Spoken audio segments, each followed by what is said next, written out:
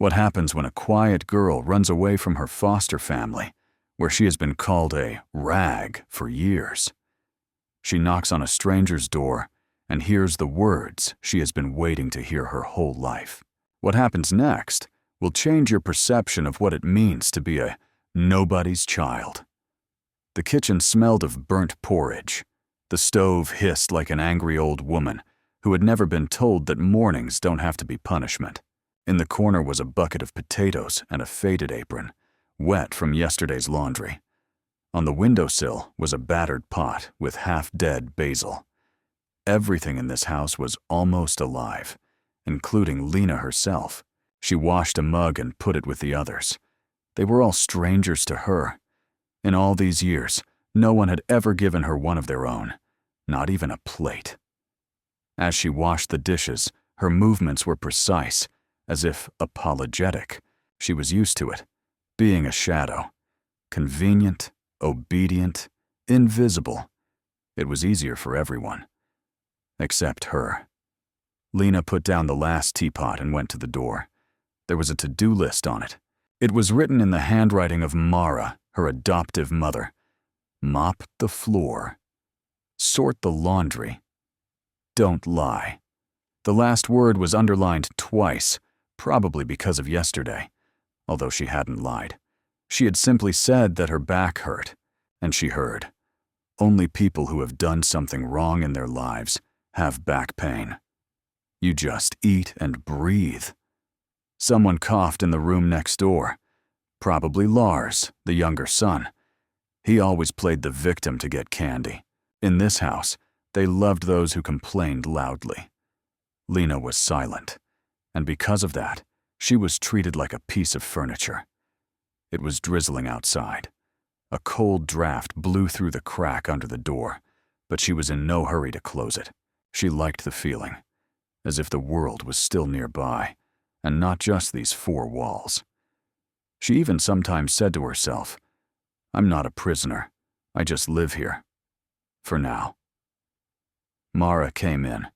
She was wearing a coat and carrying a bucket. She looked at Lena as if she were a poorly nailed shelf. "What are you standing there for? Get some water." "I've already done it," Lena said quietly. "Then start again." I looked and saw dirt by the door. "Do you want me to wipe my feet on you?" Lena didn't answer. She just took the bucket and went to the sink. With every step, she felt not anger, but resentment. Dull, lingering, like the pain of an old burn. And not because she had been humiliated again, but because it was too familiar.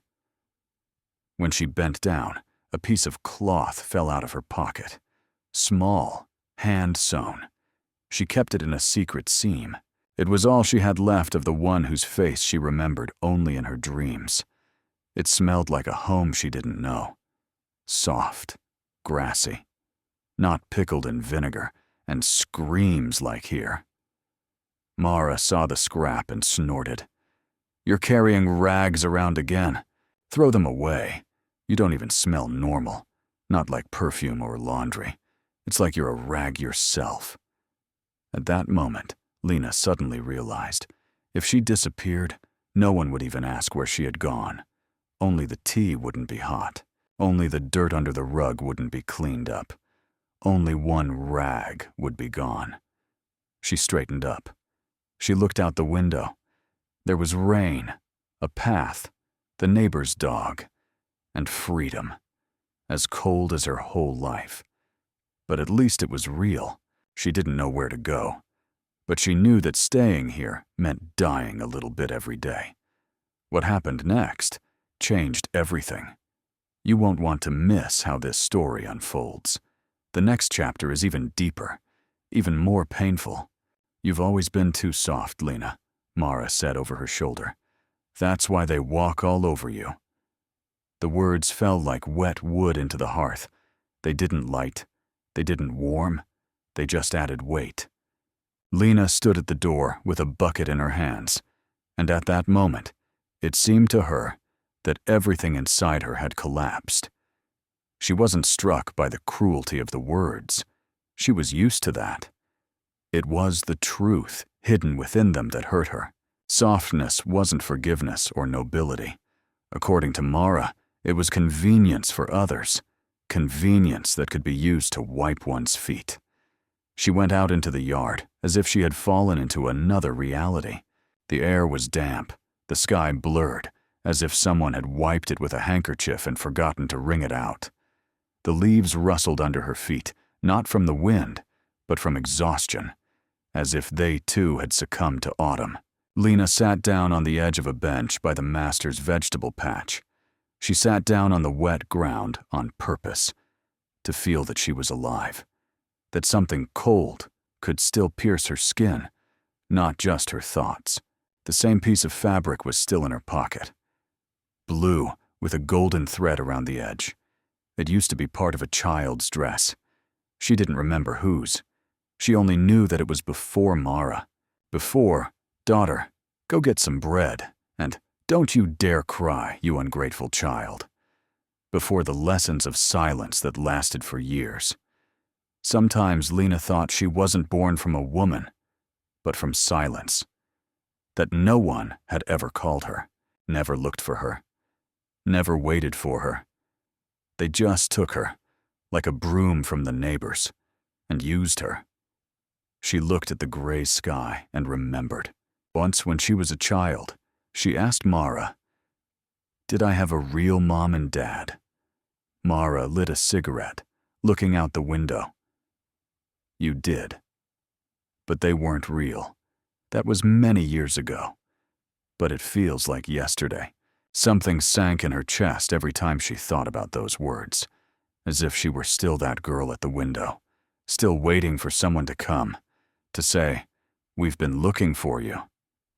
All this time, but no one ever came. She got used to the emptiness, turned it into a habit, and habits are hard to break. They wear you down until all that's left is a nameless person and a life without meaning. Far beyond the fence, someone slammed a gate. A rough male voice called out, "Hey, are you looking for anyone for the season? I have a girl, she's smart, well-trained." Lena cringed. It was a familiar voice, one of those who used to come to look at her when Mara was trying to find her a job. Like a sheep, like an iron on sale. She stood up. Her hands were shaking, not from fear, but from shame. Although she shouldn't have been the one feeling ashamed. But it was always her who had to hold her breath when people talked about her in the third person, as if she were a piece of furniture that could be sold after a little refurbishment. "Sit quietly," Mara whispered as she passed by. "It's too early for tantrums. If you want a roof over your head, learn to hold your tongue." Lena sat back down on the wet bench. Again. Only now she knew. It wasn't about softness. It was about slavery. And somewhere inside, in a corner of her soul that neither Mara nor the dirty water could trample, Lena thought, if someone had once said to her, "You have the right to leave," she would have left. But no one said that. Only, "Be grateful." Then it got even worse. We've reached the edge. What happens next will turn everything upside down. You can't miss the ending of this story. Everything was going wrong in the kitchen that day. A pot ran away. The kettle whistled. Spoons slid off the table with a dull clang. Lina gathered everything without making a sound. In this house, she had long understood that the quieter you live, the longer they tolerate you. No one likes extra noise from someone they consider a refugee. In the large room, which had once been called the living room, Mara was sorting through papers. Her lips were pressed tightly together, and her every movement was surgical, sharp and emotionless. Lars sat nearby, staring out the window and biting his nails. The boy looked about 15 years old.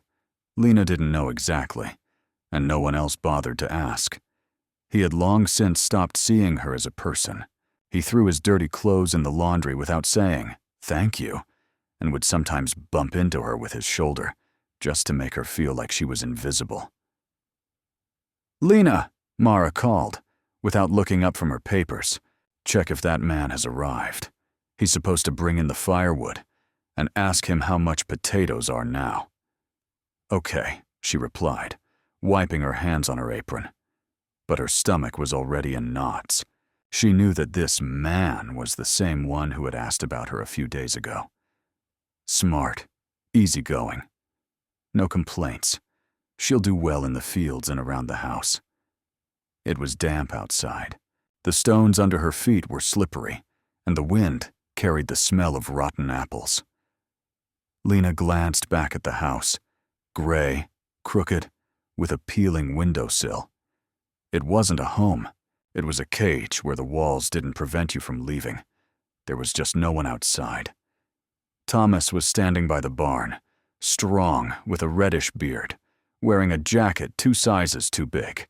He was smoking, leaning against an axe. "Oh, they sent you out too," he grinned, exhaling smoke. As always. Obedient as a lamb. You know, the rats in my barn have more character. Lena said nothing. She just stood there, her hands clenched slightly. He waited for a reaction, but got none. Then he said, "Tell your mistress that the potatoes are as agreed. And you? Think about it. I haven't changed my mind yet. I have more room than she does, and no one will stand over her shoulder." She nodded and walked back. The door to the house was ajar. Mara was listening. Of course she was listening. "Well?" she asked as soon as Lena crossed the threshold. "He said what we agreed," she replied hollowly. "That's all? He didn't say anything about you?" Lena shook her head. "No." Mara narrowed her eyes, as if she were thinking something over. "That's a shame. He's not the worst option. You're not getting any younger, Lena. You have to be smart. Home isn't the place for you. It's keeping you down." She wanted to say something again, but kept quiet, because she knew that phrase said it all. Not who loves you or who's waiting for you, but who's keeping you down. Later that evening, the 3 of them had dinner. There was a heavy silence at the table. Only spoons clattered against plates. Lars muttered something under his breath. Mara glared at the TV, which hadn't worked for a month. Lena ate slowly, carefully, so as not to make the fork squeak. "Tomorrow we're going to the warehouse," Mara said sharply. "You might be useful there. You can serve. You'll see for yourself how much you're worth." Lena nodded. Again. This nodding mechanism had long since become automatic. Later, she sat in her room, if you could call it a room, an old storage closet where she was allowed to lay out a mattress and keep her rags. The walls smelled of mice and soap. Her robe hung on a nail. In the corner was a box with her only belongings: a dress, a scarf, a scrap of cloth, and a small box containing a letter. No address, no signature. Found by chance many years ago behind the chest of drawers. It contained only one sentence: "We will not stop looking." Who was it? Why was the letter hidden? Why was she a nobody, even though someone somewhere was hoping? She clutched the letter as if it made her cleaner, more meaningful. But when Mara coughed behind the wall and Lars slammed the door, Lena curled up under the blanket again. In the morning, everything would repeat itself. The pot, the rag, the potatoes. Only inside, something was already stirring. Sleepless, heavy. It was called How Much Longer? The rain hadn't stopped. It had just become quieter. He didn't leave, but watched, drop by drop, as Lena packed the few things that belonged to her into a bag: a dress, a scarf, a scrap of cloth, a letter. Everything fit into a sugar bag, white, with rust stains on the seams. A combed-out lock of hair lay in the corner. She glanced at it and left it there. "Where are you going?" Mara's voice sounded less like a question than an accusation. It was as if Lena was taking away not herself, but something that belonged to someone else. Something she had acquired long ago. "To the warehouse, like you said," Lena replied evenly, without looking up. "No need," Mara said curtly. "Thomas is already here. He'll pick you up on his way. Don't embarrass me in front of people. Behave yourself." The word "pick up" hit her like a slap in the face. No tears, no drama. Just the realization that she was a thing. A sack of potatoes.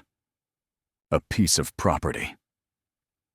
Lena walked to the door, as if to the edge of a cliff. She grabbed the handle. Behind her, a spoon clattered to the floor. Lars grunted without even turning his head. "Don't forget to say thank you," Mara muttered. "We raised you." Lena froze. Not because she wanted to argue, but because those words were the last thing holding her back. She opened the door. Beyond the threshold was a wet path, bathed in the dim light of morning. Thomas was standing by the car, smoking. His gaze slid over her like a price tag on a product. Suitable, clean, doesn't smell, sane. "Let's go," he said. "The sooner, the better. Business won't wait." Lena stepped out onto the street and stopped. Inside, nothing rang. No run, no stay. Only emptiness. A silence like that in a cemetery. And suddenly, in that silence, she heard, "We won't stop looking." Something stirred inside her. It cut her. She turned back to the house. Crooked. Dead. Full of voices saying, "You're not needed." And then she just walked. Not to the car. Not to the warehouse. Not to Thomas. But along the road. Not quickly. Without screaming. Without hysterics. As if something inside her had turned off. And then turned back on again. Thomas shouted, "Where are you going, sheep?" She didn't answer. He took a step after her, but then waved his hand. "You run away. You come back." Lena didn't come back. She walked until the asphalt ended, until the road turned into a muddy dirt track, until her legs began to tremble with exhaustion. Her bag weighed heavily on her shoulder. Her feet were wet, and her hair stuck to her forehead. But all of that was better than staying. She reached a sign, crooked, with the name half erased. There was no shelter, no directions, only an old sign that read, "Mary's Farm." Underneath it was a piece of paper nailed to the tree, temporarily closed. She sat down on a boulder. Beneath her was moss. Above her was rain. Inside her was peace. She had done the important thing. She had left the house where she was not wanted. The rest would come later. Or it wouldn't. But at least this step was her own. At first she felt relief. Being alone in the rain was easier than staying in a house where she was not considered a human being. Her legs ached, her shoulders ached. But for the first time, there were no orders, no voices, no one's gaze on the back of her head. Only silence, such real silence, as if everything around her was saying, "You are on your own now." But when the rain started dripping down her collar and her bag was soaked through, Lena felt fear for the first time in a long time. Not panic, not animal fear, just a simple, quiet question. Where are you going anyway? What would happen tonight? Where would she spend the night? Was there even one person in this world who cared about her? She stood up, wrapped her scarf around herself, and continued walking. The highway split in two. One road led to an old forest. The other led to a village she remembered from the word Ludwig. She thought there used to be a blacksmith shop and a shelter there. A shelter. The word sounded like a mockery. She knew what these places of refuge looked like. At best, cramped bunks, dry porridge, and cold showers. At worst, the same as Mara's, only without a kitchen and her familiar rags. And again, staring at the floor. And again. Don't complain. At least they don't beat you. She sat down on the curb, right in the wet grass. Her bag was next to her. Her boots creaked. Her face was tense, as if she were holding herself back from screaming. "Why did you go, you fool?" she said aloud. "Where were you going? No one called you." The words came out and turned into tears, not loud, tired, salt on her cheeks, dirt on her boots, and the thought, maybe I should go back. Just go back. Ask for forgiveness. Endure a little longer. Thomas isn't the worst. At least he feeds her. And then, who knows, maybe a child, a household, and she'll forget. No, she said to herself, firmly, even fearfully. Because in that go back, there was more fear than in any forest, more death than in the cold. But ahead of her lay emptiness. She didn't know where to look for people, who to knock on, how to explain. I'm not on the run. I just couldn't be someone's property anymore. Barking came from around the corner, then the clank of a chain, a courtyard, a house. That meant someone was nearby. She stood up and shook herself. Her heart pounded. What if they chase me away? What if they call the police? What if you're unwanted again? She stood at the gate of an old farmhouse. The house was dark, with a crooked roof. A sign on the door read, "Do not disturb." The door was ajar. Barking came from inside. And then she remembered herself at the age of 7, the time when she knocked on her neighbor's door and asked for water. The woman had looked at her for a long time, then asked, "Who are you?" Lena didn't answer, and the woman closed the door. Since then, Lena had learned that if you don't know who you are, no one is waiting for you anywhere. And yet she knocked. Once.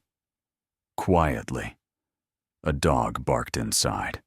Then silence. "Please," she said, almost silently. "I just have nowhere else to go." The door didn't open. Lena turned away. The tears receded, but the bitterness remained. She wanted to be strong, but she was naked and unwanted. But is it a crime to want to be wanted? Night fell unnoticed. No thunder, no lightning, just a thick, sticky twilight that crept across the ground like water in a cellar. Lena sat under the shed, hugging her knees to her chest. The dogs in the house had long since fallen silent. There was no light, not in the house, not in her soul. Everything inside her was wet and numb, like frozen fingers. She couldn't feel her hands. But worse than that, she couldn't feel herself. No name, no age, no meaning. Just a bag next to her and a body that didn't want to get up. Because getting up meant walking again. And walking meant searching again, begging again. "Come on," she whispered to herself. "Go on, heroine. You left. You're brave. Now what? Where's your great journey?" The sarcasm didn't warm her, but it was the only thing that reminded her that there was still someone inside. She stood up. She staggered. Her hand braced itself against the board. Her nails caught on a splinter. Blood. Real, warm blood. The first thing in a long time that wasn't foreign to her. She clenched her fist and walked along the fence. Beyond the farm was the forest. It wasn't dense, but it was unwelcoming. Going there was like going nowhere, but going to people was even scarier. People had eyes, questions, judgments, and she had no name, no documents, no normality. Suddenly, she heard footsteps behind her. 1, 2. Then a voice. "Girl, hey." She turned around. A woman was standing on the porch, elderly, in a dressing gown, without a lantern, holding a blanket. What are you doing here in the rain?" Lena didn't have time to answer. She just looked up. That was all. The woman approached her. Not too close. A step. Half a step. "Your face. It looks like you've been beaten since birth," she said quietly. "Come on. We have a dry place." Lena stood there like a statue. Then she nodded. Very slowly, as if something inside her was asking, "What if it happens again? What if it's the same as always?" The woman turned silently and walked away. Lena followed her. The door to the house was heavy and wooden. It creaked, as if it knew it was letting in not just a guest, but a stranger's fate. Inside it smelled familiar, not cozy. No, more like a stove, old flour, and fabric drying on a clothesline. The warmth came not from the radiators, but from the walls. The woman nodded toward the bench. "Sit down. Tell me later." I don't know what to say," said Lena. "Then eat first." It wasn't a question. There was no, "Who are you? Where are you from? Why are you in rags?" There was nothing that should have been there. Only silence and a bowl of soup. Lena took a spoon. Her hands were shaking. She ate slowly, almost fearfully. The woman sat opposite her, knitting, silently. "Do you have a name?" she asked later. "Lena. Just Lena? I don't know. I don't have anything else." The woman nodded, as if she understood something more than what was said. "Are you looking for someone?" Lena didn't know how to answer. Then she looked up. Number I just don't want to be a thing anymore. The woman looked at her for a long time. Then she stood up. "We have a blanket in the closet. If you can manage, you can stay. If not, you can leave. But I have one rule. No one here is a thing. Not even a stool." Lena laughed. It was silly, tearful, nervous. This wasn't a home. It was, not yet, painful. She didn't know where she was, who these people were, how it would end. But she knew one thing for sure. She would never go back. Never. The next morning, the house was quiet. Not the kind of quiet at Mara's. Tense, expectant, smelling of vinegar and condemnation. Here, the quiet was like a field before dawn. Not frightening, but welcoming. Lena woke up to a knock. Someone was tapping on the wood. Not hard, just steadily, like a heartbeat. She lay under a real blanket. In the corner was a basin of warm water. Someone had taken care of her, just like that. No note, no demands, no, work it off. She left the room quietly, on tiptoe. The house was old. The floors creaked. The furniture was heavy. And in the corner was a spinning wheel, which Lena remembered only from books.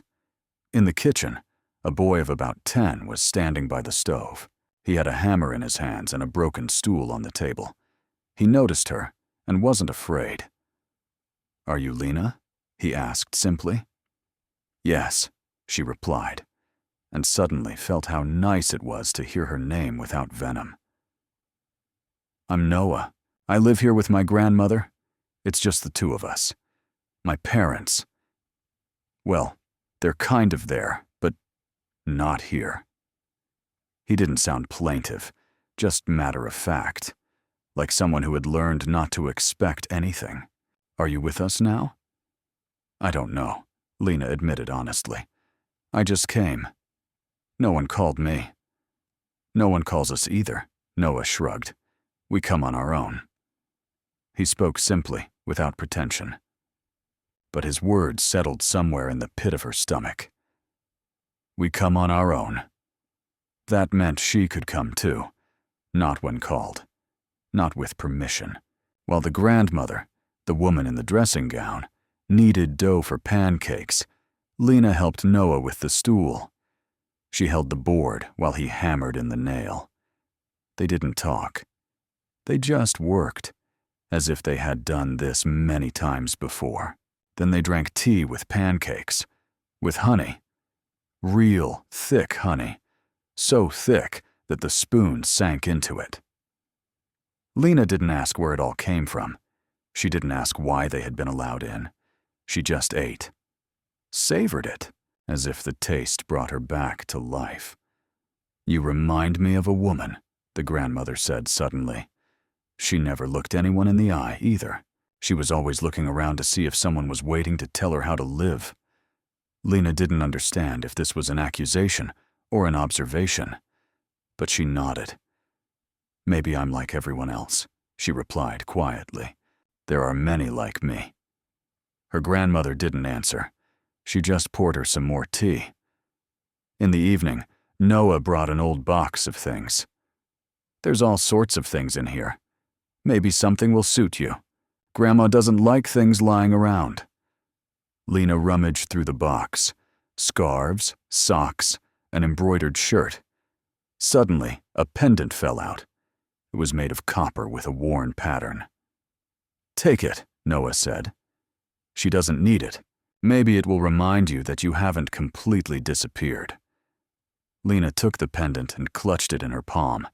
It was nothing special, but it meant you can. You can take it. You can leave it. You can just be. For the first time in many years, she didn't feel like a burden. Things were different on the farm, not because it was easy, but because no one expected Lena to be submissive, and no one tried to buy her convenience for a spoonful of soup. She woke up early, before dawn had even crept through the window. The stove was already crackling.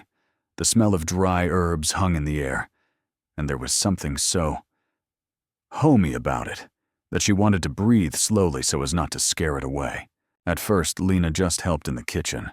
She washed vegetables, put water on to boil, swept the floor. She did it as she was used to, silently, deftly, anticipating what needed to be done. Only now, no one turned around with a cry of, "Not there." No one corrected her or sighed demonstratively. The grandmother, whom Noah called Ada, just nodded sometimes. Once she even said, "You have hard-working hands. That's rare." Lena was taken aback, not by the phrase itself, but by the fact that no one added "but." "No, but you're still a stranger. But you should be grateful. But it doesn't mean anything." Just a simple statement. In their free time, he and Noah would rummage through the shed. It was full of strange things. A spinning wheel, a broken samovar, a wooden shovel with letters carved into it. He showed her everything and told her about it. He wasn't shy. "This is where Grandpa hid when he didn't want to clean the porch," he laughed, pointing to a corner in the hay. His grandmother would chase him out with a broom. Not out of anger. She just had to move. Lena giggled. Not loudly. Quietly. Almost in surprise. It was strange to her that you could laugh not in response to someone's awkwardness, not to defend yourself from pain, but simply because it was funny, because it was warm. But there were also moments when she stumbled over herself. For example, when Ida asked her to bring salt from the storeroom, and Lena, not finding it right away, froze at the door, pressing her hands to her sides. "What's wrong?" Ida asked. Lena swallowed. "I just thought that if I don't find it quickly, they'll think I'm stealing." Ada just glanced at her. "No one counts here. Here, we ask. If you lose something, we'll find it. If you break something, we'll fix it.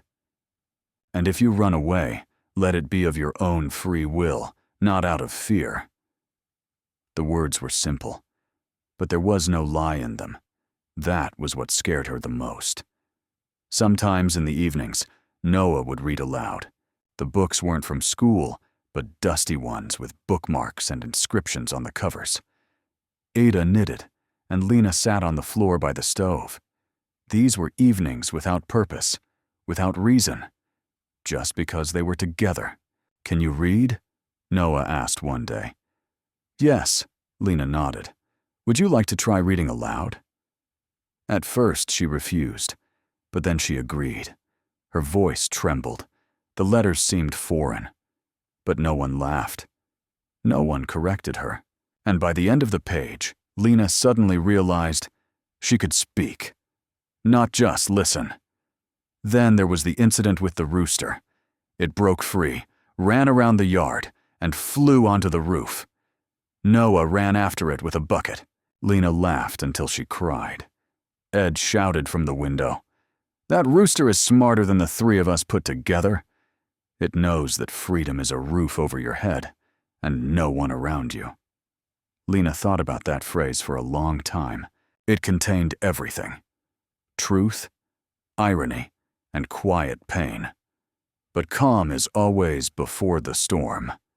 One morning, a man appeared at the gate. He was tall, wearing a raincoat with gray hair at his temples. He was holding a bag and a notebook. "Excuse me," he said to Ed when she came out. "I'm looking for a girl. They say she might be around here somewhere." Lena heard the conversation through the open door. Her heart began to pound, not from fear, but from a sense of foreboding. The shadow of the past was closing in. Everything she had built in recent days suddenly began to crumble. It was as if the floor beneath her feet had reappeared, threatening to give way. But she didn't run away. She didn't hide. She just stood there, because now she had a choice, and a voice, and a right. The man at the gate stood calmly. He didn't fidget or look down like officials do. He smelled of tobacco and expensive soap, the same scent that important people in the admissions office had when they took Lena there to show her off as a child. "I'm sorry," he said again, looking at Ed. "I'm just looking for someone. A girl, or rather, not a girl anymore. A young woman. Her name was Lena, but it might be different in the documents. Her exact date of birth is unknown. All I know is that she had a birthmark under her collarbone. It was crescent-shaped. And," he faltered. The bag in his hands trembled. "I'm her uncle. Or at least that's what I was told. Only recently." The words hung in the air like dust. Ed's expression didn't change. She nodded slowly. "I think we have someone with that name, but I don't release people without their consent." "I understand," he said. "I just want to see her. To understand." Lena listened from around the corner. Her heart wasn't beating in her chest. It was in her throat, in her ears, in her fingertips. The crescent moon under her collarbone burned her skin. She didn't remember her uncle, or any names, or any smells from the past. Only voices, and fear, and a scrap of fabric, and the letter that said, "We haven't stopped looking." She held the letter in her palm as if it could tell her what to do, but it was silent. Paper is not family. Words are not people. Noah appeared beside her. He crouched down. "Is it him?" he whispered. "I don't know," Lena replied. "Do you want to find out?" "I'm afraid." "Of what?" "That it's another trap. That it will be, 'You owe us.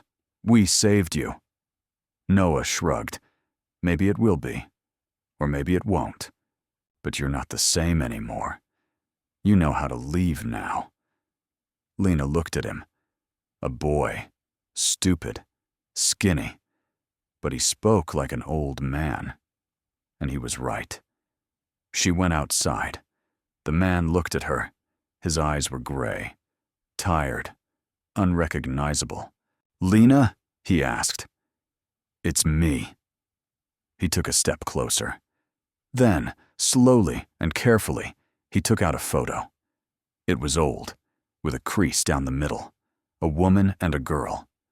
The girl was wearing a pendant. Lena glanced at it. Then she looked down at her chest, where the same pendant now hung. "It was among my things," she said. He nodded.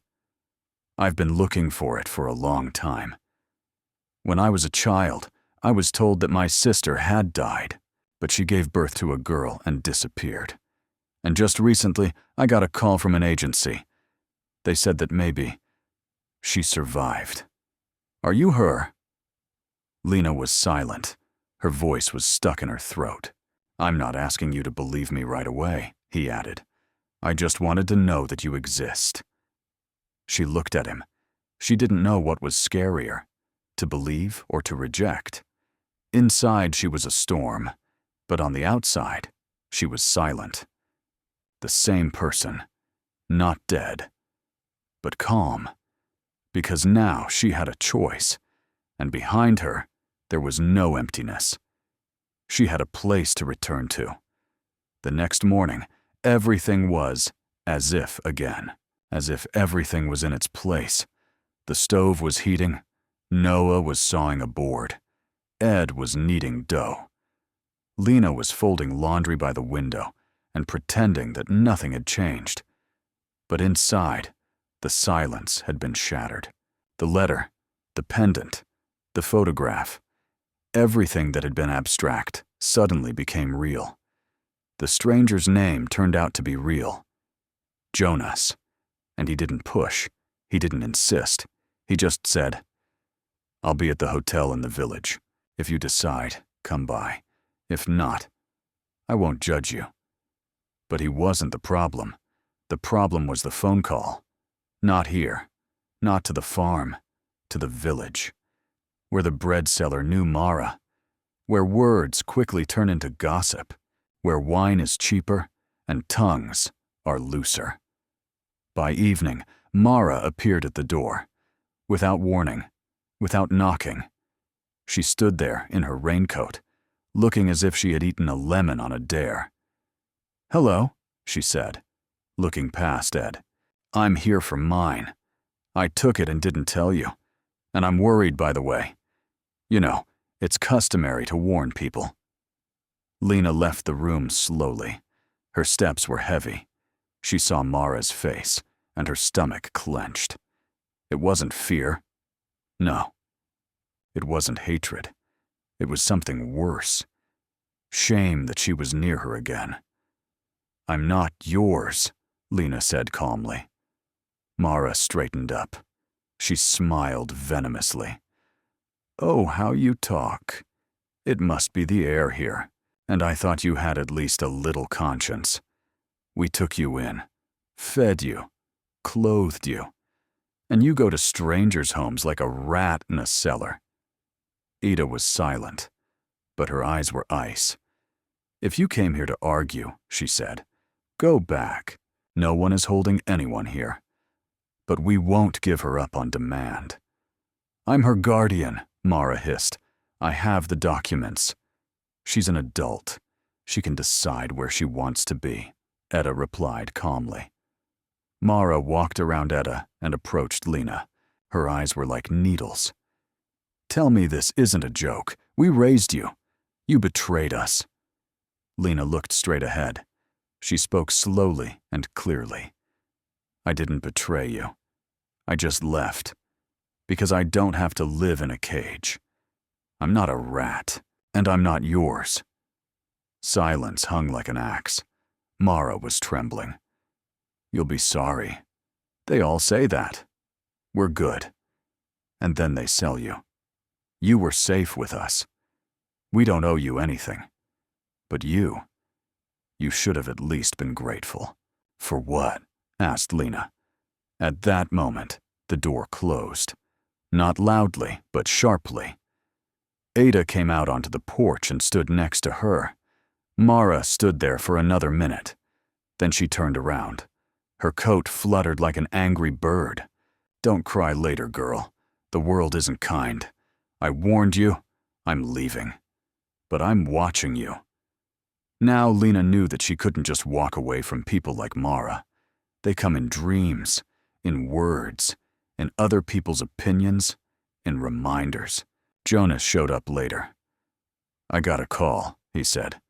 "About her. She started looking for you. Through friends, through the police. She says you're sick, that you need to be brought back."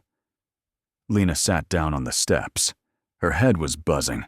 Her hands were shaking again, just like when she first ran away. What now? Jonas shrugged. I don't know. But I'm here, not as your uncle, as a person. If you decide, I'll help you. Lena looked at him, and at Ed, and at Noah, who had climbed out of the window with his stool. She was no longer alone, but now she had to fight for the right to be herself. The letter, the pendant, and the photograph lay on the table in front of Lena like evidence at an interrogation. She looked at them and felt not a connection, but resentment. For coming too late, for not taking her away when she stood at the window waiting, for now having to choose again, and again alone. Jonas had left. He said he wouldn't pressure her, that he would leave her the right to return or forget. Ada didn't say a word, but her silence was not indifferent. It was waiting. It said, "You decide. We're here, but you decide." And then the letter came, a real one, from Child Protective Services, with a stamp, with cold text. A complaint has been received regarding the living conditions of citizen Lena D., temporarily residing at the address. She read it and felt that familiar feeling rising in her chest, the pain that numbs her fingers. Again, someone had decided for her. Again, she was a case. Again, she was an object. She put the letter on the edge of the table. She went to the shed. She sat down on that same sack of hay. She closed her eyes. Inside, she felt empty. There were no tears, only a chill. Eda came in later. She didn't ask any questions. She just sat down next to her. Sometimes, she said, to get out, you don't just have to leave. You have to live through everything you ran away from. Lena didn't answer. She just pressed her knees to her chest. I thought, she exhaled, that it was all over, that I could start over. But it turns out, I'm just a shadow, without rights, without a name. Ada shook her head. A shadow is when you're in someone else's light. But you're on your own now. It's just another night. Lena looked up. Will they take me away? Not right away. But they'll pressure you. They'll make you out to be crazy, that you're ungrateful, that you're a mistake. And me? You don't have to agree. But you have to be ready. They won't just go away. You have to see it through to the end. Not for us, for yourself. Lena was silent. Then Noah approached. They said they could take you to the hospital, he whispered. That you're unstable. I heard it in the village. Lena cringed. Here it was. Not the blows, not the screams, but the system, when words are weapons, when someone somewhere decided that you were dangerous just because you left. She stood up. I don't know what to do. You do, said Ida. It's just scary. Because before, others made decisions for you, and now it's just you. That evening, she went to bed without eating, without saying a word, only with a letter in her hand. She didn't tear it up. She didn't burn it. She just held it like a boil, because if she didn't touch it, it would fester. If she opened it, it would hurt. And in the early hours of the morning, in complete darkness, Lena whispered into the void, I'm tired of being nobody. Either I exist or I don't. The night was silent. No wind, no dogs, no owls outside the window, only the beating of her heart. Hollow, like in a cellar. In this silence, everything was loud. The rustling of the blanket, the creaking of old wood in the wall, Noah's breathing in the next room, and a voice, an inner voice, dry, emotionless, the same voice Mara had spoken to her with all her childhood. You're worthless. You're a mistake. You were rejected. And now you're getting in the way of others. What kind of normal person leaves just like that? Lena lay there and listened. Everyone left because you're difficult. No one needs you. Not your family, not strangers. These new ones will get tired of you too. Everything will happen again. Only worse. And suddenly, she remembered that night. Long ago. She must have been about 6 years old. Mara pulled her out of bed and threw her against the wall because she spilled milk and ruined the tablecloth. And Lena stood barefoot on the cold floor and didn't cry because she knew that if she cried, it would be worse. And then she decided for the first time, I'll be quiet. Maybe then they'll love me. And now so many years have passed, and she is still quiet. You know, she whispered into the darkness, I really tried. I was good. I never lied. I always cleaned, washed, and cooked. I watched other children get presents, and I got gratitude for a roof over my head. And I still said thank you, even when no one heard. Tears ran down her cheeks, onto the pillow, dry, without a sound. I was afraid to leave, because I believed that without them, I was nothing. That if I wasn't needed, I didn't exist. And then I left. And I still don't know who I am. She sat down. She looked out the window. Maybe they're right. Maybe I'm just sick. Maybe I'm a failure. She breathed rapidly, as if she were cornering herself. But then, she suddenly heard something. Not a voice, a thought. A simple one, like the crack of a dry branch. What if it's not true? What if all of this isn't the truth, but poison that has been dripped into her since childhood? What if she wasn't broken, but simply hadn't been around people who knew how to heal her?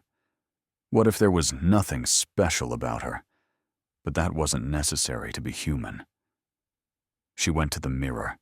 In the dark, she approached it and turned on the light, and she saw herself, pale, with dark circles under her eyes, with sunken cheeks, with a pendant on her chest, and she whispered, I'm here. Not good. Not grateful. Just here. For the first time ever, her chest felt not lighter, but quieter. She didn't know what would happen in the morning, what they would say, whether they would come again, whether they would take her away. But now she knew, if they came, she would not beg. She would speak. At dawn, she got up before everyone else. The sky was still blue, not a bird was singing. Only a light mist rose from the ground, and dew glistened on the grass. Everything around her seemed clean, as if the night itself had washed this patch of earth, leaving it like a newborn. Fragile, vulnerable, real. Lena stood by the well with a bucket, as she had stood 1,000 times before in other places, only now, without fear. Without someone else's gaze on the back of her head, only with herself. She didn't know how much time she had. The letter from Child Services, Mara's visit, the conversation with Jonas. It all hung over her like a stone. But for the first time, she didn't care, because now she knew. If she didn't say it herself, others would say it for her again. She wiped her hands on her skirt and went into the house. Ida was already sitting in the kitchen. The kettle was hissing, but the woman didn't move, as if she were waiting. Lena approached, and without sitting down said, I've made up my mind. Her voice was quiet, tired, but without trembling. I don't want to be anyone's duty. I don't want to live in fear. I'm not running away from people. I'm running away from what's stuck in me like nails. Etta nodded silently.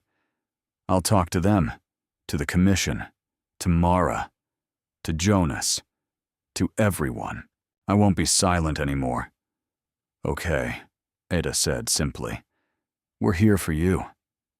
That "we" hit harder than all of Mara's cries over the years, because it was honest. At noon, they arrived in the village. 2 people from the service, one woman with short hair and a folder, the other tall, wearing glasses, looking down. And Mara, back in her coat, back with a forced smile. I told you. The girl is unstable. She was in shock. She left without a word. We were worried. We're not enemies. We raised her as best we could. They sat down in the room. Ada made tea. No one drank. We must make sure, the woman began, that her stay here meets minimum social conditions, and that citizen, Lena D., is sane, aware of her actions, not under threat, and does not pose a danger to herself or others. Everyone looked at her. She stood up. I am here of my own free will. No one is holding me. And I'm not asking to be saved. This is the first time I've lived where no one yells at me, where I'm not a shadow. And if you still think that silence is a threat, then maybe you're looking in the wrong place. Mara flashed. She's manipulating you. This is inappropriate behavior. Lena turned to her, slowly, calmly. You called me a rag. You sold me. You said I was nothing. And now you're afraid of what I'm saying. That's all your inappropriate behavior. The man in glasses took notes. The woman watched silently. We'll need a report, possibly observation. It's standard procedure. Go ahead, just not with them, not in their house, not in their kindness. Jonas stepped closer. He put his hand on her shoulder. I'm willing to take responsibility, not as a guardian, as family. Real family. If she accepts. Lena didn't answer right away. She looked at everyone. At Ed, at Noah, crouching in the corner. At the officials. At Mara, whose face was twisted into an angry grimace. And she said, I'll accept, but only if they don't keep me. I'm not a thing. I'm a person. Even if I had to learn that from scratch. The documents were signed a week later. No fuss, no shouting, no ostentatious pomp that Lena had always feared. As if someone else's will would press her down to the ground again. Jonas came for the 3rd time, with new papers and simple words. I won't call myself your family if you don't want me to, but I'll be there for you. And if you ever decide, well, to not be alone, you know where to find me. He left her his address, the key to the cottage, and some money. Not as help, just as a start. He left quietly. No hugs, no drama. Like grown-ups who've been through fire, they don't pry into your soul. They wait until you let them in. Mara disappeared. People said she had been complaining for a long time that the traitor had turned everything upside down. The psychologists had been bought. It was all a game. But Ada just shrugged. With people like her, even the truth sounds like a complaint. After the commission's visit, a strange calm descended on the farm. Ada knitted more often. Noah was busy with the barn again. Lina worked silently, but no longer hid from the sound of her own footsteps. And then she gathered her things. Not much. The same things. A letter, a pendant, a scarf, and she went out onto the porch. Are you leaving? Noah asked, standing with nails in his hands. No, she said. I'm just going away. For a little while, to visit the past, to see if there's anything there besides fear. Will you come back? If you let me. He smiled. We don't let you in now. We're waiting. She stood alone at the station. No escort, no celebrations. And that was right. The little house she arrived at was modest, One room, an old stove, an armchair by the window. But there was a smell. Not unfamiliar, but possible. In the drawer were photographs. Jonas hadn't lied. Her mother. A little girl. Letters. She read them in the evenings, not as sacred relics, but as an attempt, unsuccessful, but real. Sometimes she went to the village. She looked at the people, at the children. Some recognized her, some whispered, but she just walked by, with her back straight, with a quiet gaze, with the feeling that for the first time, she wasn't being led, but walking on her own. A month later, she returned. The farm smelled of apples. Etta wiped her hands on her apron. "So you're still alive?" Lena nodded. More than alive. They sat down to drink tea, without words, just together. Before going to bed, she spread out the blanket and placed the pendant next to it. She took it off for the first time in a long time. Because she no longer needed to hold on to something to remember who she was. Now she was her own name, her own home, her own person. Morning. Simple, clear, unadorned. The sun shining through the crack in the windowsill, steam rising from the cup, warmth under her palm. Lena sat at the kitchen table, the same bench, the same mug. Only now it was hers. A herbal tea was simmering on the stove. Next to it was a note from Ada. "I've gone to the mill. Lunch is in the oven. Noah is in the barn. Don't call him, he won't come." Lena smiled, without bitterness, without pain, just human. A photograph hung on the wall. A new one. A boy with curly hair and a woman in a dark dress. And her. In the middle. Not in the corner. Not behind their backs. Just in her place. In the corner, on the windowsill, stood a jar. Inside it was a pendant. Polished. Heavy. Now it was no longer around her neck, but a monument. Not a reminder, but part of her journey. She no longer hid it under her collar. Lena took a sip. Delicious. Not tea. Not coffee. Just hers. Like her life now. She got up, opened the window. A warm breeze blew in. It smelled of earth and hay. Somewhere, Noah was grumbling under his breath that the nails are wrong again.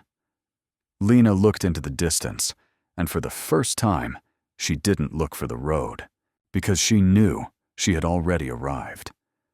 Not where she was loved, but where she didn't have to be afraid to be herself. And that was enough. If you've ever felt like you didn't belong, write the word home in the comments. We read every story, because sometimes it's enough just to be heard.